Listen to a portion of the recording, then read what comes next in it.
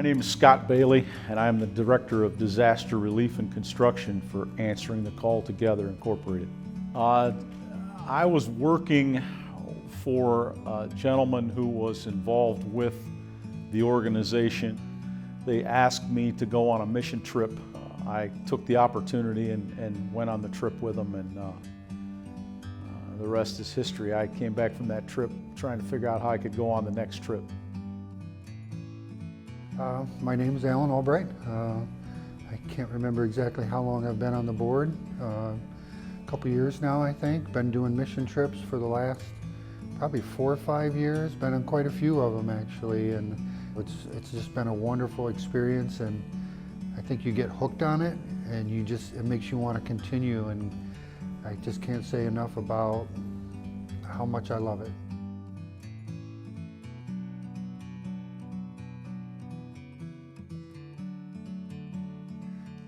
I'm Chuck Baxley, and might call me a project coordinator, but I also do a lot of the actual work. I moved to Baton Rouge in September, and was, naturally looking for some work, and I got a call about a week after I arrived from Whitney Alexander at the First Presbyterian Church there up in Baton Rouge, and asked me if I'd come down and help Bill out with some hurricane relief work. And I've been here ever since. This is home sweet home. So we've taken all the Sunday school classes hostage. My room is right here, and I have a little office set up. And Whitney Alexander, the First Presbyterian Church in Baton Rouge, have provided all the beds. I'm lucky enough to have a queen-size air mattress, and like I said, it's been home since September. So you can see we have 1, 2, 3, 4, 5 rooms, and we've tried very hard to leave at least one room for the little ones that come to the church, but on this occasion we had to take it away from them, so we'll be giving it back real soon. I think we have something like about 10 or 12 twin beds. We've got air mattresses and a couple of couches for those who prefer to just sleep on a couch. And there's always somebody. And this is kind of what the average room looks like. We can squeeze 4 beds in a room. And on this particular occasion, I have had to give up my room, and I sleep in the sanctuary. So if they want to sleep downstairs in the fellowship area, if they want to take up space in the sanctuary, we don't mind at all, because we're all here to do God's work and to help these people out. And so it's not 5-star accommodations, but nobody expects that. I don't think anybody really wants that. It's just, the whole purpose is to do the Lord's work and help one another. Tonight, Hurricane Ida slamming into Louisiana as a powerful Cat 4 storm. It's basically a 15-mile wide F3 tornado. But we do begin tonight with this Category 4 hurricane slamming into the U.S. this Sunday. More than 1 million people without power all across Louisiana. Many of them will remain without power. There is no doubt that the coming days and weeks are going to be extremely difficult for our state.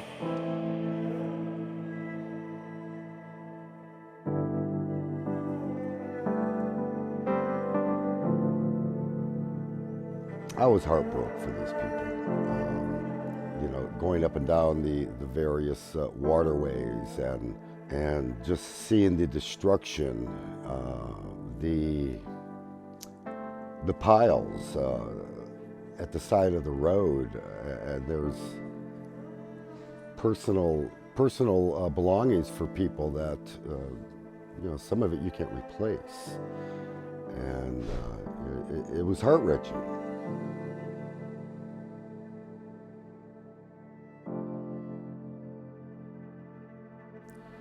A tornado hit Joplin, Missouri. Happened early in May, and this was 8 or 10 years ago.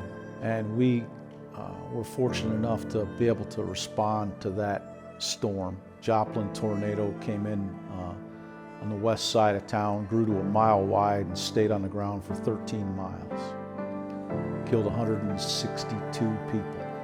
I took my oldest son, and we were talking the whole trip, and we're talking as we were coming into town, and as we got into the zone and he began to realize what he was looking at,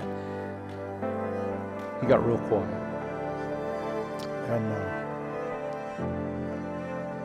I just remember telling him that you have to understand that there's absolutely no reason that this happened to them and not to us. And so, if this experience on these trips has done anything, it has given me a thankfulness for what I have.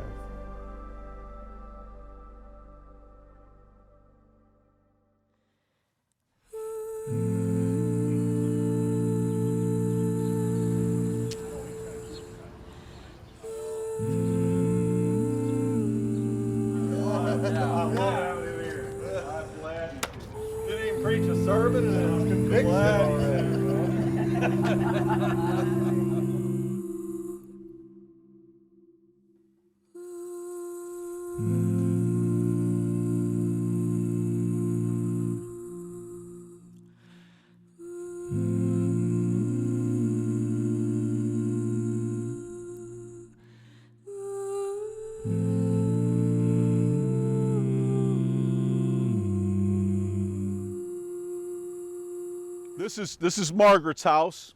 This house was pushed off of its foundation by the storm, and the roof was ripped off. And when we got here in October, the roof had been replaced and the foundation had been replaced, and the house had been lifted up a little bit, but there was no floor in it.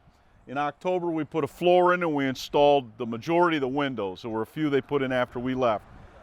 Since we left here in October, they came in and ran the plumbing, they ran the electric, they finished the framing, they installed the balance of the windows, they painted the exterior, and they insulated. So we're ready for drywall, and that's what we're going to start doing.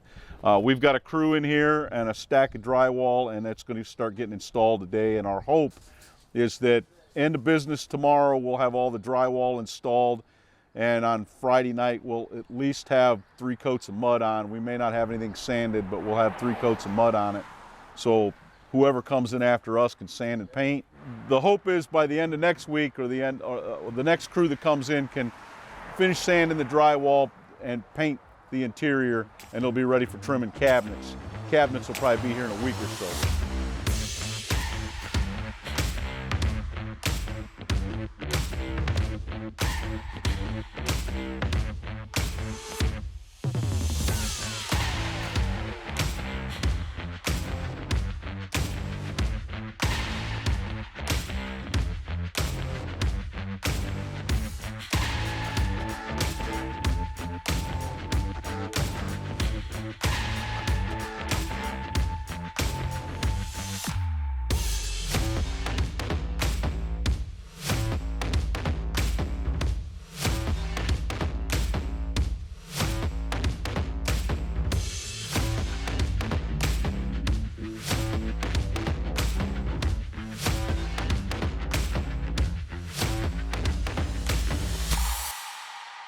Hi, I'm Pastor Bill Crawford, pastor of First Presbyterian Church of Thibodaux and Houma.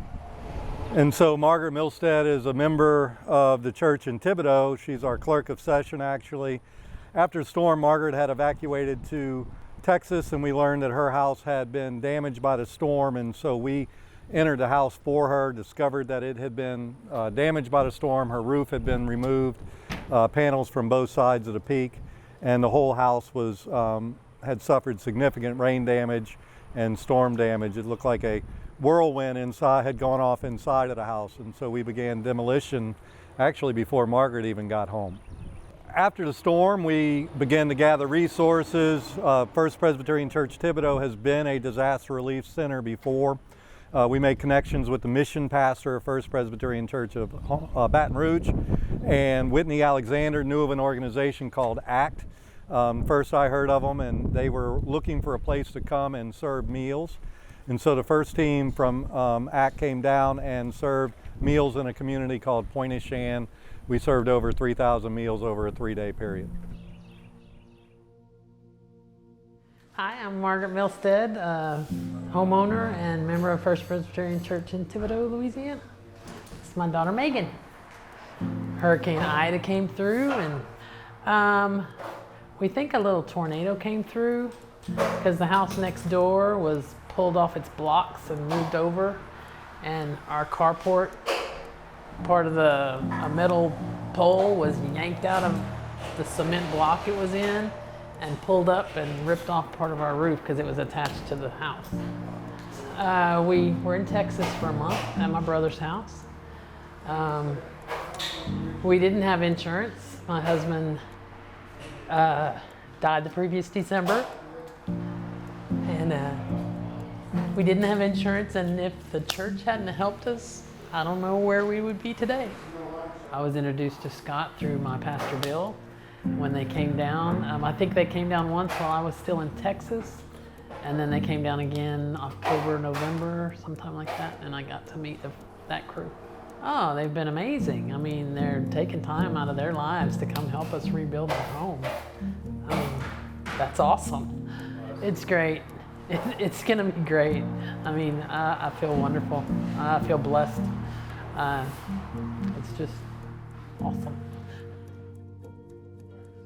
Man, I think it's been phenomenal to see how the body of Christ has come together to work and to care and to love others. I mean, that's what we're here for. When God has been so generous to us, how can we not in turn be generous to other people? You declare with your mouth that Jesus Christ is Lord, you will be saved, and we will be with him in paradise. And I promise you, everything that you are going through, everything this life can throw at you will be worth it. I promise. So be encouraged today. Run your race, run it hard, run it with endurance, run it steady with your eyes on him, because when you cross that finish line, your Heavenly Father will be there. It humbles me to think that I can do this, because look at what we spend ourselves and our time doing, the fun things that we want to do. And if you took a week of your time in mission, we get to devote, we get to share, we get to laugh, we get to spend time together. So I think, the small blip in time that we give to someone else of ourselves wholly it's the simplest thing that we can ask. And when God gives us the talent, the ability, and the know-how to do all this, it's a small thing. I think that the thing that this organization has changed in me the most is it's given me a thankfulness for what I have and for what I'm able to do and the way that I'm able to be involved. The Lord has blessed me with so much, and I don't know how to adequately ever give back what he's given us, but I do know that we are called to serve others, that we're called to love others, that we are called to reflect who he is to people who may not have ever experienced that before. And so I love the fact that personally I get to do that in a real practical way. One of the wonderful things about hurricanes, if you can say such a thing, is that it brings great clarity. When you're trying to do gospel work on a daily basis in real world circumstances, sometimes it's very hard to know what to do. What's the next thing to do to honor Christ in this situation? After a hurricane, it's crystal clear. And the partnerships you create come together in this clarity. And so the connection with A.C.T. has just been phenomenal, because we both have clarity and vision in what we're trying to accomplish. In my case, trying to assure that a member of my church has a home for her and her daughters after having been widowed 1 year ago. the fact that I can be of service to somebody, I can help somebody not as lucky as I am. There are a lot of people in the bayou who cannot help themselves. And one thing I'm noticing here, what is it, about 4 or 5 months down the road, there's a lot of people that have been forgotten about. And it just brings me great joy to do the Lord's work and to do whatever I can to help these folks out. I don't know if it gives me hope, but it gives me, reassures me that there are good people out there still. And I mean, to leave your whole life for a week, like y'all done, and come help somebody you don't even know, that's amazing. And I'm glad that there are, you know, godly people like that out in the world still. And I will be one of them, hopefully, soon.